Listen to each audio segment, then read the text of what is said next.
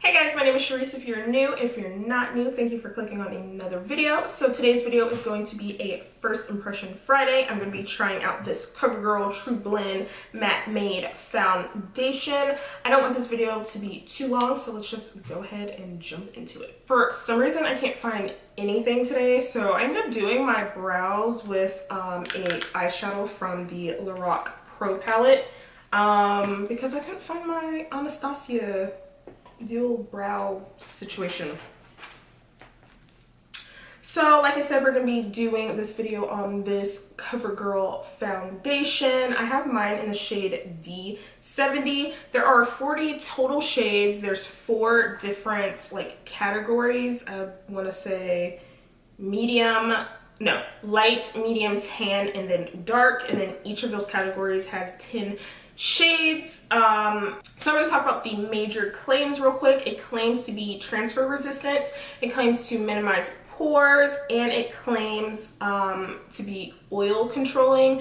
It also claims that it is a 12-hour comfortable matte, so we will see how that goes. I personally don't put on like foundation. I don't personally put on like primer and stuff when I'm doing these videos, especially when it claims to be like 12 hours wear, because I feel like if you claim that you are 12 hours wear, you need to be 12 hours wear without a primer.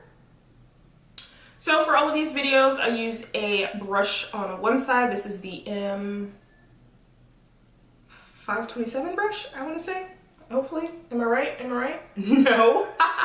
The M439 brush. Why do I get that wrong every time? And then on this side, I'm going to be using a sponge. This particular sponge is the Morphe Contour and Highlight Sponge.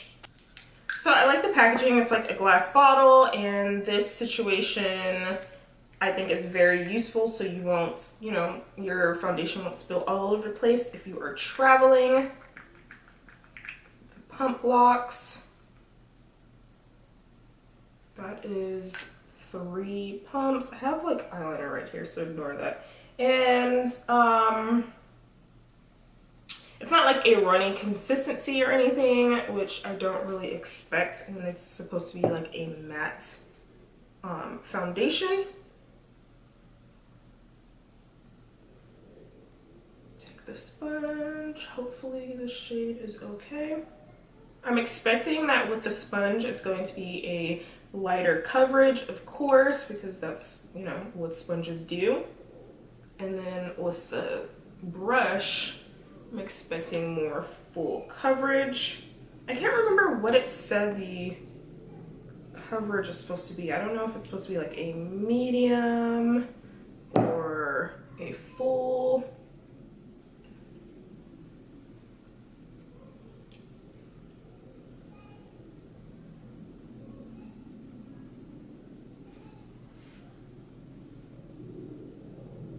That's pretty. It still has like, a little bit of, why am I using 3 pumps on one side? This damn sponge. It still has like a little bit of like dew in there, obviously because I'm using a wet freaking sponge. You might hear my child in her room screeching for the gods. So on the other side, I'm going to use the brush like we previously discussed. I forgot to mention that I got this foundation at Walmart, and it was $8.84 or something like that. It was like a really strange number. Oh yeah. The brush side is definitely giving more full coverage vibes. I'm still, like, there's still, a good amount of, like, glow there, though. I expected the sponge side to have more of that glow situation. Alright, so that is the foundation on both sides. I can't really say that I prefer one side over the other. I'm gonna go do the rest of my makeup and I will be back. Alright, so it's currently 10:07 and I have my makeup done. I did my makeup a little differently than I would typically do my makeup. So I don't know. I don't know how I feel about it. But I will be back later to tell you guys how I feel about the foundation, see how it holds up and all that. I think I'm definitely not going to do a 12-hour wear test, but maybe it'll somewhere around like 6 or 8 hours. I don't know. We'll see. See you later. Hey y'all, it is currently 6:05. I believe I've been wearing this foundation for 8 hours, and let me just...